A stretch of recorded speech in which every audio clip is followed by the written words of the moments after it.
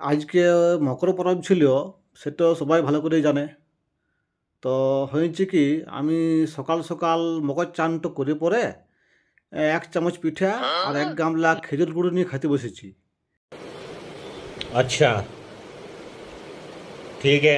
এমন সময় তিলুড়ির অপা আমাকে ফোন করেছে। "কিরে, পিঠা করেছিস?" আমি বললাম, "হ্যাঁ, ঘরে করেছে।" তো বলল, "খাইছিস?" আমি বললাম, "হ্যাঁ ভাই, এই খেতে বসেছি। এই যে মুখে নিয়ে পরে চিবাচ্ছি।" তো ঠিক আছে, এখন তুই ফোনটা রাখ, আমি পিঠা খেয়ে নিই। হ্যাঁ, তার কিছুক্ষণ পরেই হাওড়ার দিলীপ ফোন করেছে। ও বলছে, "কিরে, পিঠে খেলি?" আমি তো শুনে পড়েই থ হয়ে গেলাম। আমি বললাম, "দেখ ভাই, আমাদের দিকে আমরা মুখ দিয়ে খাই, হ্যাঁ?" ও তখন বলছে, "সে তো মুখ দিয়ে সবাই খায়। আমি কি বলেছি আমরা কান দিয়ে খাই? তো পিঠে খেলি?"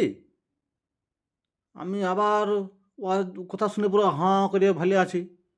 আমি তখন ওকে বললাম, দেখ ভাই, তোরা পেটে, পিঠে, নাকে, মুখে যেসব খাবি খা যা। আমরা ভাই মুখে খাই।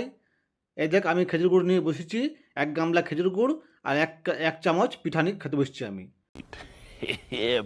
আমাকে খেতে দে, ফোনটা রাখ।" তো বন্ধুরা বুঝলে, আমি কিন্তু আজকে মস্ত বড় বুড়বক সাজিয়ে দিলাম। नो তো এইটা नो আমি नो তোমাদেরকে नो শেয়ার করছি যে আমি যেমন বুড়বক সাজলাম, তুমি এমনি হইও না।